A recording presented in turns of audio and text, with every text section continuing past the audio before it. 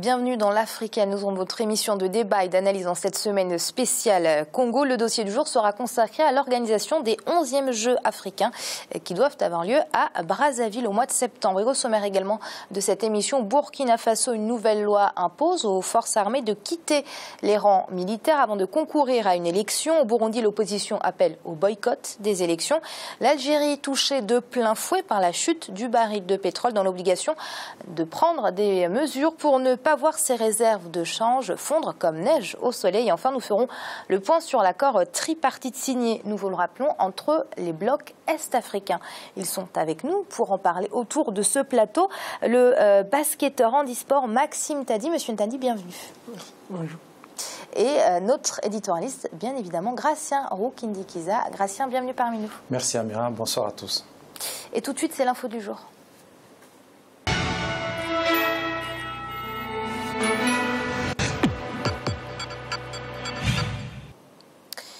La pression monte davantage au Burundi au moment où le calendrier des élections a été validé par le décret présidentiel après l'approbation des propositions de la Commission électorale nationale indépendante. Ces élections ont été fixées au 29 juin pour les législatives, au 15 juillet pour la présidentielle et au 24 juillet pour les élections sénatoriales. Alors que le parti CNDD bat campagne actuellement, l'opposition appelle quant à elle au boycott de ces scrutins. On fait le point avec ce sujet de Lizelsi Akizimana. Les élections législatives vont-elles avoir lieu le 29 juin? C'est la grande question que se posent en ce moment les Burundais.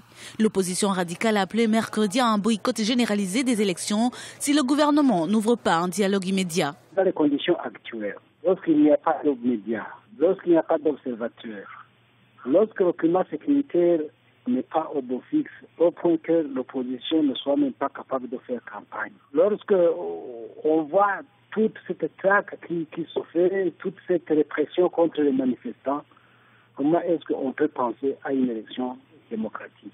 L'unilatéralisme du pouvoir, dans les décisions, notamment par rapport au calendrier, sans que l'on ait abordé les questions qui sont les plus sensibles et qui ont une incidence sur ces élections-là, nous trouvons que c'est la va-vite qui ne peut pas vraiment aider le processus démocratique à s'épanouir dans ce pays.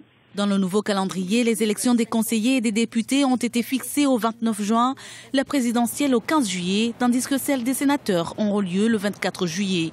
Le parti au pouvoir, le CNDD-FDD, continue de faire campagne malgré les manifestations à Bujumbura et dans certaines provinces du pays. La détermination du président Nkurunziza est telle que les élections peuvent se passer, mais compte tenu des sommets qui se passent, notamment le sommet en Afrique du Sud et de l'Union africaine, il pourrait y avoir beaucoup de pression pour que ça soit reporté et éventuellement il est très très difficile d'éviter une période de transition au Burundi et c'est dommage pour le président Nkurunziza, c'est bien pour l'opposition, mais en même temps si vraiment c'est une période de transition qui est très bien préparée et dirigée par quelqu'un qui est neutre. Alors que le gouvernement confirme que tout est réuni pour une élection paisible et transparente, la communauté internationale reste préoccupée par la situation au Burundi. La crise politique burundaise figure en effet à l'ordre du jour des travaux du sommet de l'Union africaine qui se tient depuis le 11 juin à Johannesburg, en Afrique du Sud. Gratien, fin juin, 29 juin pour les communales, 15 juillet pour l'élection présidentielle. Pensez-vous que ce soit des dates judicieuses ? Bon, c'est le pouvoir qui les impose. Je pense que le pouvoir va essayer d'y aller parce que, en fait, le jeu entre l'opposition et le pouvoir, il y a un jeu qui est, je dirais, caché ou déjà dévoilé parce qu'il y a l'opposition qui veut une période de transition qui n'est pas dirigée par le président Nkurunziza. Et le président Nkurunziza veut à tout prix organiser les élections pendant le délai où il est encore président pour qu'il ne tombe pas dans la transition. Il sait bien que la transition peut lui échapper. Donc, il y a la course contre la montre. Les pays de l'East Africa Community avaient demandé au président burundais de reporter d'un mois et demi, mais finalement, il n'y a pas un mois et demi pour toutes ces élections. Et en même temps, il fallait aussi organiser des discussions, désarmer les milices Imbonerakure et qu'il y ait la presse. Aujourd'hui, il n'y a ni discussion, ni désarmement. Et les radios sont fermées. On demande à toutes les radios de se mettre dans la maison de presse pour émettre, alors que le procureur général en même temps dit qu'ils n'ont pas accès à cette maison de la presse. Donc il y a vraiment il y a un blocage de la situation burundaise. Oui, il y a un vrai blocage, parce qu'on le rappelle, Gratien, l'opposition a posé 3 conditions. Le désarmement des jeunes au pouvoir, comme vous l'avez dit, l'abandon, bien évidemment, du 3e mandat du président Pierre Nkurunziza, mais aussi une nouvelle CENI, puisqu'il n'y a plus que 3 membres au sein de la CENI. Oui, il y a 3 membres au sein de la CENI, mais en même temps, je vous apporte une information qui vient juste de tomber, c'est qu'il y a 2 membres de la CENI, 2 femmes qui viennent d'être approuvées par le Parlement, l'Assemblée nationale. Donc on remplace les 2 femmes qui étaient parties par 2 nouvelles femmes. Oui. Il y a le nom de Alice Nijimbele qui était magistrate, il y a aussi Anosiat. Donc, c'est-à-dire que maintenant c'est au complet, parce que là, il restait 3 membres de CENI, c'était 3 Hutus. On sait bien qu'avec les accords d'Arusha, il faut qu'il y ait des Hutus et des Tutsis. Et là, il y a les Tutsis qui entrent, mais on ne sait pas déjà si les nouvelles qui viennent d'entrer vont rester compte tenu de la pression. Il faut parler aussi de la pression sociale, familiale. On sait bien ce qui se passe dans le pays, parce que les 3 membres qui étaient, les gens les considéraient comme étant proches du CNDD-FDD. Les gens aussi peuvent considérer que les nouveaux entrés sont proches de l'UPRONA, de Concili, donc la branche qui soutient le parti au pouvoir.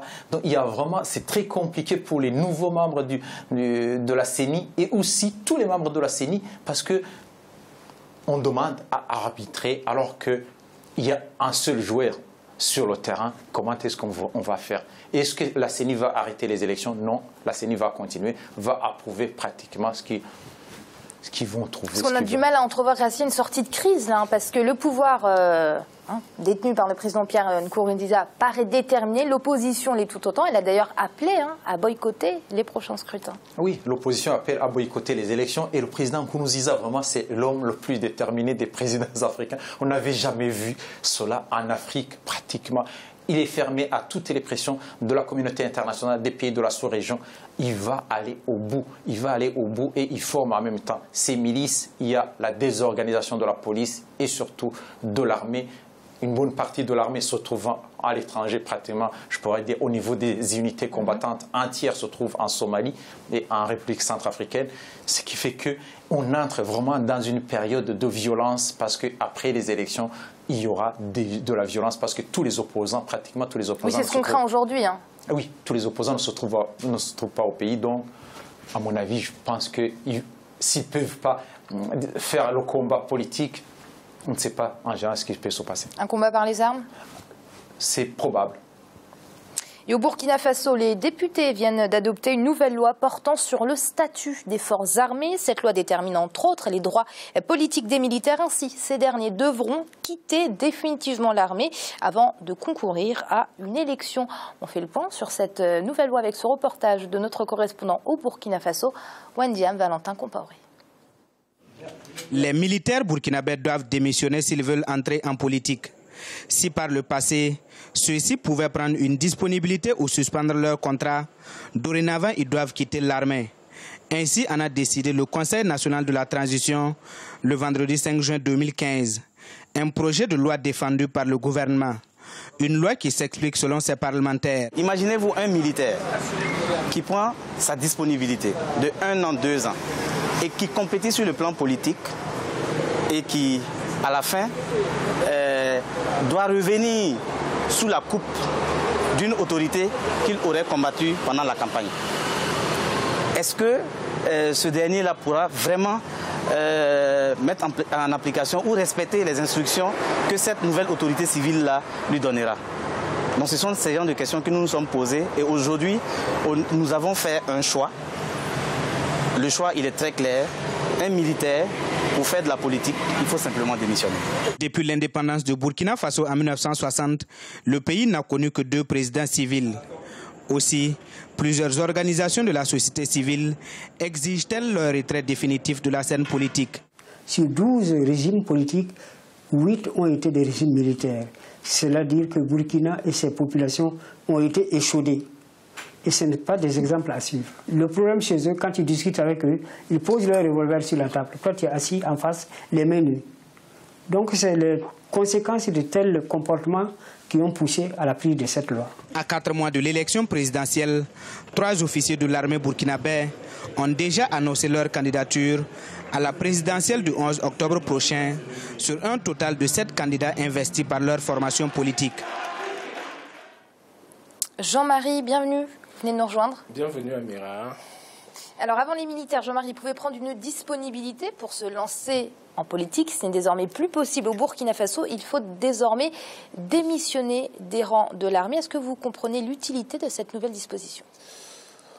Je comprends à peu près, si vous voulez, l'utilité de la disposition, Amira, dans la mesure où peut-être au Burkina, les gens sont méfiants, tout simplement. Pourquoi? Parce qu'on a vu ce qui s'est passé avec l'armée et on voit tout ce qui est en train de se passer, le sujet précédent, tout ce qui est en train de se passer par rapport aux militaires. Donc à partir de cet instant-là, qu'est-ce qui se passe? Je crois que pendant un moment, c'est une donne qui a vécu en Afrique dans la mesure où on imposait aux militaires, quand vous voulez rentrer dans la politique, il faut démissionner de l'armée pour rentrer dans la vie civile. Mais malheureusement, ce n'est pas quelque chose qui est évident. L'applicabilité de la norme ne se fait pas généralement, si vous voulez, de manière facile. Donc je pense qu'au Burkina, étant donné que, le Burkina, c'est quoi? C'est le pays des hommes intègres. Donc à partir de là, ils se disent que dès l'instant que soit vous faites un choix où vous êtes militaire ou vous êtes, comment dirais-je, politicien, de ne pas faire le mélange des genres, parce que le mélange des genres gêne énormément, si vous voulez, amiral. Sur ce plateau, on s'est toujours dit, quand les militaires prennent le pouvoir, on se dit, il ne faut pas qu'ils restent longtemps. Il faut qu'ils soient là juste pour stabiliser la scène politique du pays. Pour remettre l'ordre, la sécurité. Remettre l'ordre et la sécurité. Après, laisser le pays pouvoir, comment dirais-je, tourner de manière officielle. Parce que normalement, les militaires sont censés être des gens neutres dans une armée. Donc, dès l'instant que vous avez des militaires qui accèdent au pouvoir, ça voudrait dire quoi? Ça voudrait dire que d'une certaine manière, cette neutralité-là disparaît. Donc, je comprends tout à fait ce qui se passe au Burkina. Je me tourne vers l'homme spécialiste de l'armée et du corps militaire, Gratien. Que pensez-vous de cette loi? Moi, déjà, en tant qu'ancien officier de l'armée, donc, je peux dire que c'est vraiment, il faut que ça soit exclu. Je dirais même, j'irai encore plus loin. Ce n'est pas seulement la démission, il faudrait qu'il y ait une période de carence. Bien, parce que le poste de président, c'est un poste qui est très important dans un pays. Il faut vraiment que la personne réfléchisse bien dans quoi il s'engage. Donc, on devrait demander à ce que le militaire, le général qui démissionne de l'armée, par exemple, pour disons, faire la campagne, au moins qu'il y ait une période de 6 mois entre la démission et sa candidature. Parce qu'il faut savoir que quelqu'un qui va faire la campagne, il a besoin d'un parti politique. Il faut construire un parti politique. On ne peut pas construire du jour au lendemain. Ou il faut adhérer dans un parti qui existe. Si le parti existe, le militaire, on peut se demander par exemple, un militaire qui vient du front, qui vient de gagner la guerre et qui se présente tout de suite, il a beaucoup de chances plus que les autres. Mais en même temps, on peut avoir besoin de sommets militaires pour continuer la guerre. Il faut vraiment qu'ils réfléchissent parce qu'on a besoin aussi des militaires pour se battre, non pas pour faire la politique. Monsieur Ntandi, vous vouliez réagir? Oui, à mon avis, l'armée doit rester à sa place, c'est-à-dire défendre la nation en cas d'attaque et donc laisser aux politiques, tant est que dans l'armée il y a également des politiques, mais dans ce cas, il faut laisser le treillis et prendre le costume civil pour gérer le pays. En ce moment-là, je trouve que c'est de bonne loi qu'on puisse justement établir des lois comme ça pour bien faire le distinguo entre l'armée et le pouvoir politique. Et comme vous l'avez bien dit, être président, c'est une tâche difficile, assez difficile, pour qu'on la laisse aux militaires. Ça, c'est un clin d'œil. Et c'est l'heure de marquer une courte pause. On se retrouve très vite. À tout de suite.